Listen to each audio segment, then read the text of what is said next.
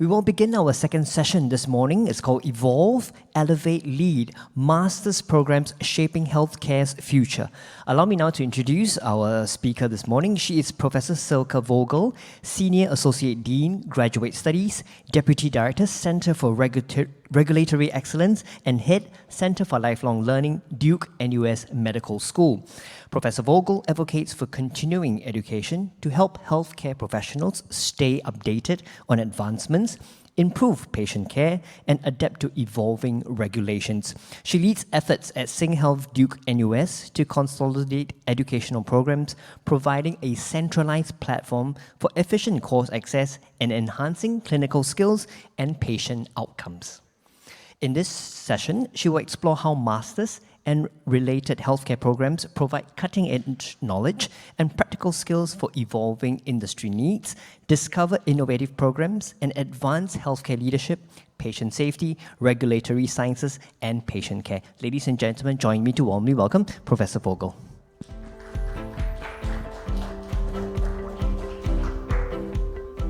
Thanks for the long introduction. Good morning, happy Saturday morning, and thanks all for coming on an early morning on a Saturday to find out about our programs. So as you heard, let me just go to the next slide. So as you heard, I'm Professor Vogel. I'm from Duke-NUS. So Duke-NUS is a partner school with being Duke and NUS, and I'll come back to that in a second. And I will just walk you through what we actually offer at Duke-NUS, and then later on specifically on the lifelong learning pathway.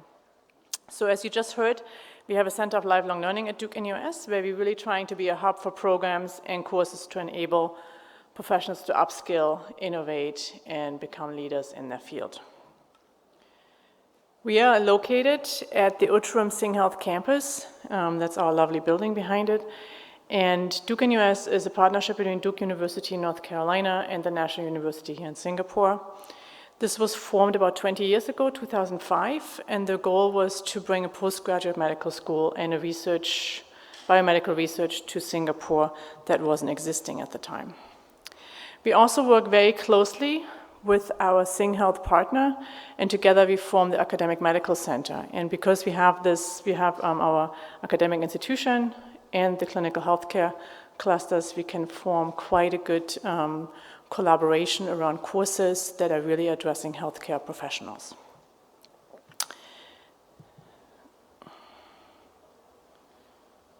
At Duke-NUS and in the AMC, I just wanted to provide you an overview. We actually have a very vibrant education environment. So we're not only offering lifelong learning, but actually we have a whole postgraduate program structure set up. We have a Doctor of Medicine. The Doctor of Medicine is a postgraduate Doctor of Medicine, so unlike NUS and NTU, for this program you have a bachelor's first, and after the bachelor's you can actually embark on your medicine studies. So it's based on the American system, where you have to have a degree first and then proceed with medicine. We also have a PhD. We have 3 PhD programs. Again, you come in postgraduate after you finish your undergrads, and our PhD programs are either a basic science program in integrated biology medicine, or a quantitative biology program that focuses on bioinformatics and biostatistics, or a clinical and translational science program that really looks at clinical and translational sciences and patient outcomes research. If you're a very ambitious student, you can also combine the programs into an MD-PhD degree and graduate with an MD and a PhD degree. Building on this, together with our colleagues at SingHealth, we have now a very large education pathway in the continuing and lifelong learning education space, and that is housed at Duke-NUS under the Center of Lifelong Learning. So the Center of Lifelong Learning at Duke-NUS, as you heard in the introduction by Clifford, is really a hub to bring all the education efforts together and to provide a platform where learners can go on, look what we offer. We have a website, we have staff dedicated to this, but also for us to initiate new programs to fill pertinent gaps in the healthcare space. And with our programs, we're really trying to empower all professionals, undergrads, postgraduates, and professionals to find their career in the healthcare profession, and I'll show you later, the healthcare profession is actually quite big, and to really upgrade yourself and learn pertinent skills. So The next 3 slides are really try to focus on what are our 3 key features that are across all programs in the lifelong learning space, and what is unique about our lifelong learning approaches. So when we talk about the upgrading healthcare professionals, we're really looking at a healthcare ecosystem, right? So healthcare ecosystem is actually quite big. It includes many sectors and has a very diverse workforce. So when you look at the slide behind me, the healthcare really crosses many sectors: the government sector, the pharma sector, medtech sector, new technology sector. AI is coming very much into the healthcare sector, academia, and healthcare delivery. And when we look at programs and designing programs, we really try to look across all of these areas. And then in these areas, there's a lot of different job qualifications and skills that one can learn and that actually connect back to the healthcare system. You can see, of course, in healthcare, we have the clinician, nurses, allied health, and pharmacists. But then to the right, the pharma sector and the government sector. Also, we have research, manufacturing, regulatory professionals, engineers.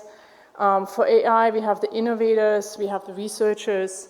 In academia, of course, we have researchers, educators, and innovators. So you can see healthcare professionals actually a very broad term, and we try to really address certain needs in this larger picture where we feel that professionals need to be upskilled and educated.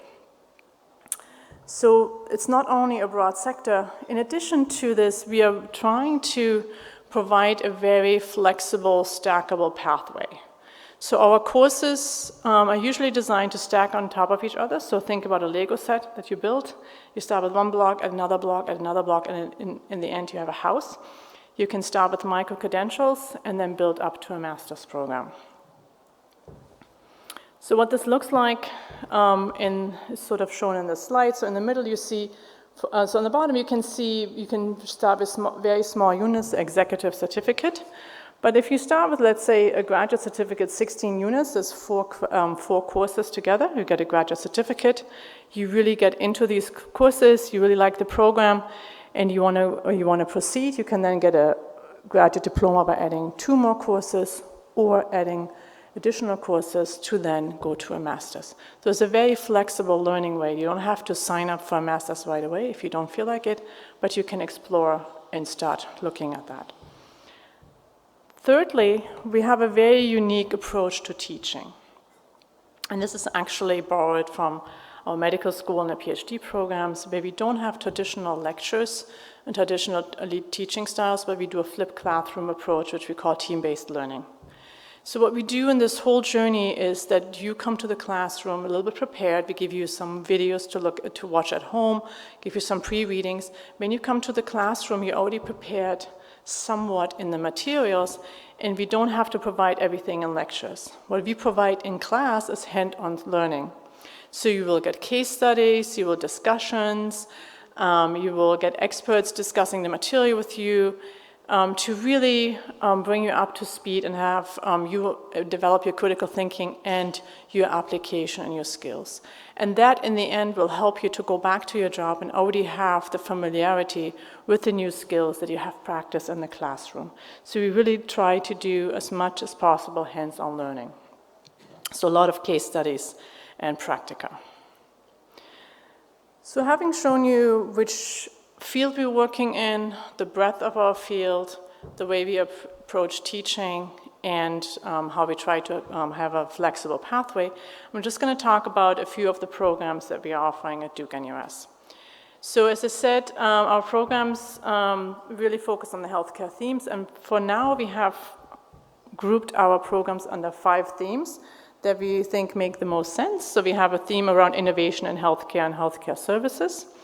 We have a theme around care delivery and patient safety. We have a theme about novel education tools and help for healthcare professionals. We're also looking at teaching regulation of pharmaceuticals and medical technology, which is our oldest, actually long-standing pathway. And now we also offer global and population health courses. So what does this look like under each of these 5 themes that I just described? We have a series of courses. Some of them are executive certificate, some of them are graduate certificates, and some of them are masters. Okay, and within the master's, as I said earlier, we have the stackable components. As you can see here on the left, on the innovation of healthcare and services, we have a health services innovation and health economics and outcome research graduate certificate and a master's in international translational medicine. For improving care, we have courses, workshops around the palliative care area. We have an executive cert in clinical genomics, and we have a master's in patient safety and healthcare quality, which I will talk about in a few minutes.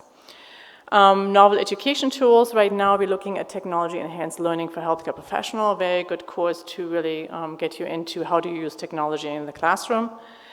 On the regulation of pharmaceutical and medtech side, we are running 2 graduate certificates in looking at how our health products regulated in Singapore and worldwide. And this is really for healthcare professionals in the pharma sector, in the medtech sector, or in governments to understand how dossiers are put together and how to think about regulation of innovative therapies and new medical devices. Lastly, to the very right, we have global and population health. Again, we have 2 graduate certs. One looks at global health practice in Asia, another one at global health innovation.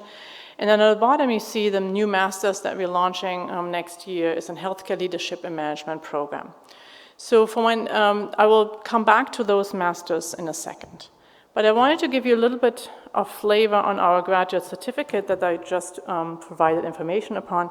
And you can see on the left-hand side, the name Health Services Innovation really looks at building capacity for innovation and to foster relationships with researchers. Health economics graduate cert is very important when you think about how do we pay for our medications nowadays, and this helps the government, but also the private sector to set pricing for our medication and to understand how do we evaluate this. So this is not only important how to set prices, but also to inform public policy and healthcare policy. Pharmaceutical regulation and medical technology regulation is really important to learn about. What is the pathways, what's the life cycle of pharmaceutical medical device regulation, how do you go about it? And then we have special modules on AI regulation, digital health, but also innovative therapy like advanced therapeutics. And this is very important to keep up to date because you can imagine cancer treatment nowadays is very different than many years ago, and there's a lot of new innovative therapies entering the market, so they need new skills that need to be learned around this. Then the global health really looks at empowering participants to talk about global health issues, policies, and to work, especially in Southeast Asia, and upskill everybody in these areas. And then lastly, clinical genomics is helping to educate people to do clinical counseling. Okay? This is in the framework of the 100K project, where 100,000 genomes are being sequenced in Singapore, and through that sequencing there will be genetic data become available, and then probably we need more counselor to counsel people if something irregular appears during that sequencing. So this is just a flavor to give you an idea of what these courses are about. All right, so coming to the masters, the first masters I'll be talking about is the masters in patient safety and healthcare quality. So we just started our second run. It's a very popular masters within the school, within the Sing Health cluster, and it really addresses a need to upskill and educate around patient safety. This is the only one in Singapore and in the region that is being taught in this area, and it has a really big popularity now. So what are the learning outcomes that we envision in this master's? So of course you're going to understand concepts in patient safety, quality improvement, and risk management. You will formulate strategy, how to build a patient safety strategy for healthcare, but also how to implement it, and you will learn relevant methodologies and tools to implement and also to evaluate, and you will be equipped with some leadership skills. So this pathway, as I said earlier, provides actually a stackable approach. If you're not sure, you want to sign up for a master's in patient safety, you can sign up for a graduate certificate first and take 4 courses. And these are 4 core courses, which is quality improvement in science, patient engagement experience, clinical governance and risk management, and patient safety in science and leadership for high reliability in healthcare. So you can take this. If you're then really motivated, you can take 2 additional classes and earn a graduate diploma. And then if you're really motivated and you really like it, and you really are passionate about it, you can get a master's in patient safety by adding additional courses and in the end spending 400 hours with us. The individual classes you can see underneath, but 2 points I wanted to make. So yes, this is a stackable pathway, and you can sign up either for a graduate cert or a master's. When you're really sure you want a master's, you can directly sign up for a master's, or you sign up for the graduate certificate. We have right now a policy that if you are Singaporean or a Singapore citizen, if you sign up for a master's, you get a 40% discount on this. So rather than so you can go for a graduate certificate or a master's, I would skip the graduate diploma because there's no discount on that. So if you really want to do this, maybe consider the master's and get the 40% discount, okay? And my colleagues are sitting there. You can also talk a little bit more on this master's that can give you more insights on this. But just to continue on this master's, unique programs, tangible outcomes. So as I said, this is a very unique master's that is actually not offered anywhere else in Asia. It really develops healthcare leaders for healthcare professionals. It's developed by healthcare leaders for healthcare professionals. And all our faculty are experts in the area. They're drawn from the Sing Health Institute of Patient Safety. Again, as I said, we have very hands-on learning. We have contextualized case studies, flexible learning. You can learn at your own pace. It's really for the working professional. It's not full-time, so you can work and take this program. And it's really interprofessional. You don't have to be a doctor, okay? It's interprofessional. It's across all different qualifications. Again, target audience and career advancement. So it's really nice that my colleagues put this together. So it's really caters to healthcare clinicians, nursing, allied health professional administrators, that want to improve patient safety or want to get into this area of patient safety. Even if you're not in patient safety right now, this is a good stepping stone to get into patient safety. You know, there will always be a job in patient safety because that's not going to go away, right? So graduates are well positioned to pursue leadership roles in their organizations, including director, manager of quality and patient safety, risk management, patient experience, clinical governance. You can be a coach and quality specialist, clinical risk assessment, clinician leaders, and healthcare administration leaders. And actually, you can see this is of course, very healthcare professional oriented, but all these skills can be transferred in other areas, right, tangential to healthcare, because risk management, safety, all these frameworks apply in many other industries. Admissions requirement, you can scan the QR code, but we're just actually looking for a bachelor's degree, preferable with a working experience in healthcare, but it's not a must. And then the rest you can sort of scan, or again, you can talk to my colleagues over in the second row from the back. All right, so the second master's I would like to present on is an executive master's. It's in healthcare leadership and management that will be launched next year. Albeit it says leadership and management, it's really from middle management to upskill. So just take a look if you're interested in this. So the Executive Masters in Healthcare and Leadership and Management is to really learn and network with fellow healthcare leaders in Asia. It has a very industry-relevant curriculum. It focuses on the Asian health system, so not just Singapore, but the greater Asian area. There will actually be courses conducted outside Singapore.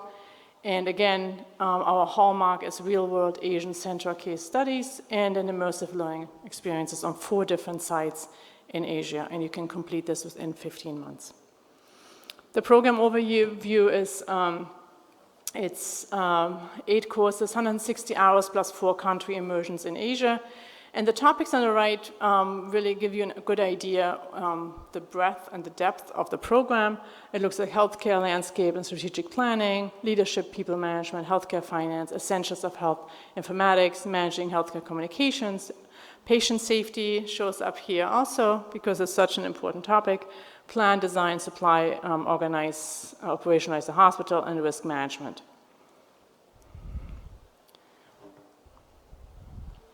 The faculty, this is the faculty of the Asian care leaders, so you can see quite a few prominent leaders from Singapore.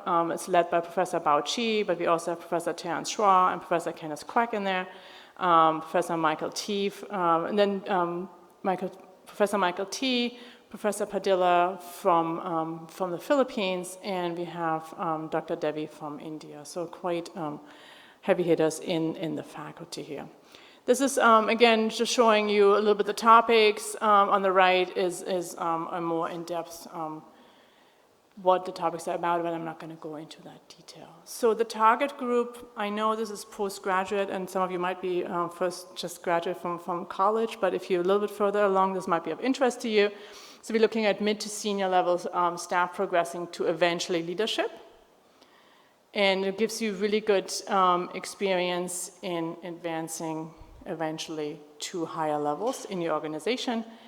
And you don't have to be a clinician, but of course it was originally targeted a clinician, but you just have to be a healthcare professional with experience. And again, the objectives are to develop eventually a cadre of Asian healthcare leaders that are capable of leading healthcare institutions, smaller healthcare groups in Asia, and to really equip experienced professionals and leaders with the latest skills and frameworks to lead an organization and to enhance the business leadership and management capabilities of the workforce. So outcomes, so once you have gone through this program, you will of course have a good overview of what healthcare management is about, how do you run big hospitals, small hospitals, or let's say nursing homes. You really discuss a lot of latest insight and perspectives within the course. You apply key principles, develop strategic ideas. You can formulate action plans, how to move the institution forward, and you become part of the Asian Healthcare Leaders Network, which is called Asian Heal. And with that, here's an email you can connect with Asian Heal. It's down there, the email, or you can come to our booth later. So just to wrap this up, what I tried to do this morning, give you a little bit of a tiny insight into Duke-NUS, what we offer. So we offer postgraduate courses for medical school, for PhD programs, master's, graduate cert, executive cert, so the whole lifespan of your education portfolio. And most of the programs, of course, are set in the healthcare professionals. We try to provide very innovative programs. We have flexible learning pathways. You can do micro credits up to a big master's, just how it fits into your schedule and your ideas about your career. Most of our courses are team-based learning and applied learning to really hands-on, so that when you come to the course, you walk away with very tangible skills. We have always experienced faculties in the room, experts that we recruit from industry and other areas to really teach you the newest and up-to-date information. And we have a personalized approach. We have a team around every course that you can then discuss with your own learning pathway, but also the content. And with that, thank you for listening to me this morning. Thanks. Thank you very much, Professor Vogel. May I invite you, ma'am, to take a seat over here for the Q&A session. Thank you. Do you need a drink? Thank you. All right, ladies and gentlemen, it's time now for our Q&A session. The Q&A session will go on for 20 minutes, and it will be conducted via poll EV. For both on-site and virtual participants, please kindly scan the QR code on the screen and submit your questions online. For on-site participants, special for you, you can come forward to the microphones at the center aisle and pose your questions live on-site. So you can pose the questions now. Professor Vogel, I've got one question here. Will I receive priority consideration for the master's program if I complete the grad cert, executive cert programs? Sure. I mean, you will you can once you finish the EC or GC, you can then directly enroll into the master's. We provide a pathway for you. Okay, another one here. How long will the courses completed at GC, EC level remain valid for credits transferred to the master's programs? 5 years. 5 years, thank you. One more here. Upon completion of the master's degree in patient safety and healthcare quality program, do I receive 2 certificates, the master's degree and graduate certificate in patient safety and healthcare quality? Together. I think I'm asking my administrator, sorry. She will answer, sorry. No worries. All right, it depends whether they join the master's program directly or they join the GC first and then the master's. Okay, okay. Yeah. So it depends on what you register depends for. on what you choose for, yeah. Okay, Ken. I hope that answers the Thank question. you. Thank you. Can we use Skills Future for certificate program and short courses? There's different approaches to this. So your personal Skills Future funding that gets deposited into your bank account you can use for certain courses that Skills Future approved. You can go to the website. We also have many of these graduate certificates are under Skills Future funding.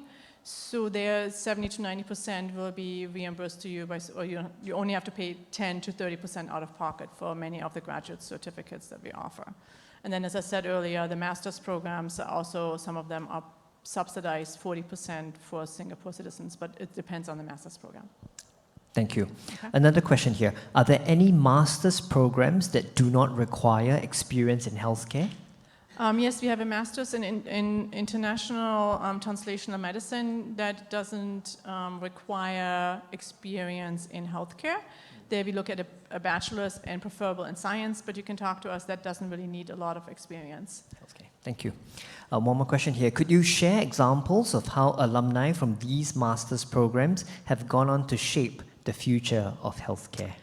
Very, very good questions. So I cannot speak to the masters directly because we just launched them within the last 2 years, and we have not, for the masters of, for example, for the masters in patient safety, we have not graduated the first cohort. We're just graduating them this year. What I can speak to is the graduate certificates, which are about half a master's. And for the graduate certificates in pharmaceutical regulation and medical technology, about 70% of our graduates have actually seen an increase in salary or a progression in their career. So they have been promoted or they left their company.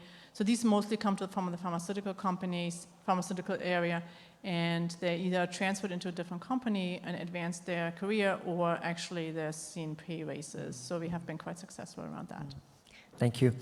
Another question here. I'm a regulatory professional. Is there a master's for pharmaceutical regulation at Duke-NUS? Very good question. We will be launching that next year. So just email us directly and we'll provide you some information. Great news. Thank you.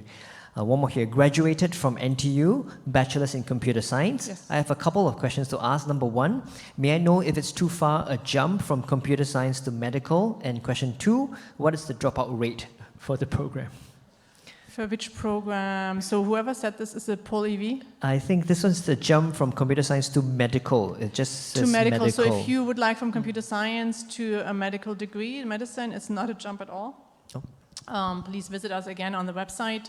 For the medical program, for the MD program, we take students of diverse backgrounds, so you don't have to just be pre-med or science. You can be from humanities, computer science.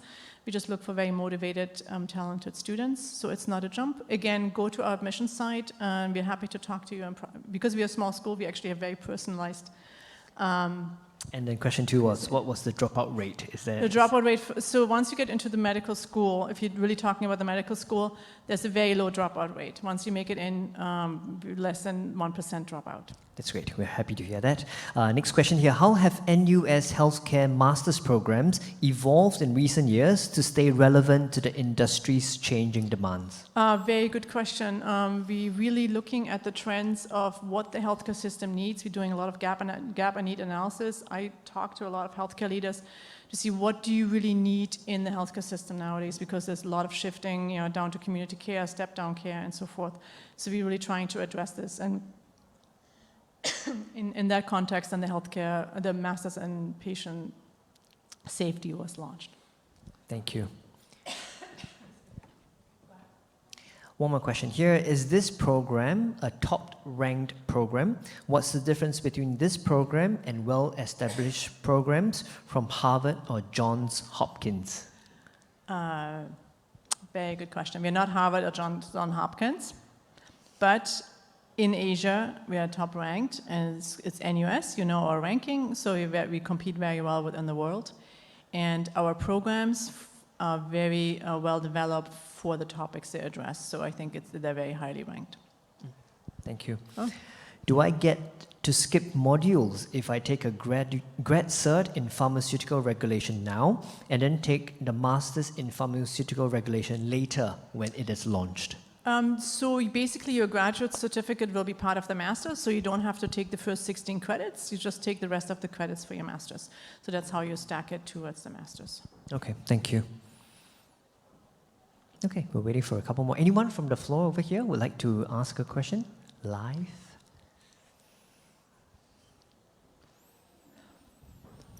Great questions so far. I'm not sure if it's online or in the room. Anybody, so everybody who's listening online or here, so please reach out to us at Duke-NUS. You can go to our website. We have an admissions team for the medical school and for the PhD programs. If you email us, you will definitely get an answer back. And for the lifelong learning program, we just go to the Center for Lifelong Learning. You can also email us with direct questions and we will get back to you.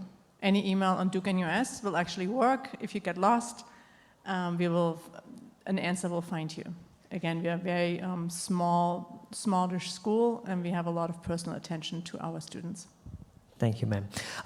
One more question here. Is it difficult to get into NUS healthcare-related programs as an international applicant? How diverse is the class in terms of nationality? Good question. So right now, we're trying to really make it more diverse. We have usually it's Singapore citizens that come to our classes or PRs because we are situated here and we are addressing the current healthcare system here. But it's quite feasible to get in if you have a bachelor's and can pass an English test. Okay. There's a follow-up question here that says, how diverse is the class in terms of nationality? Diversity is, it's really 80% Singapore citizens or PR and 20% international students. Thank you. We'll just give it a couple more minutes to wait for a few more questions. Okay.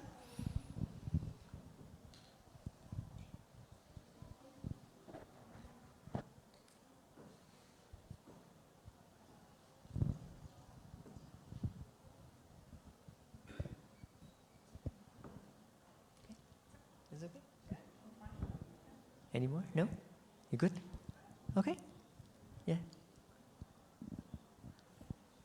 Thanks.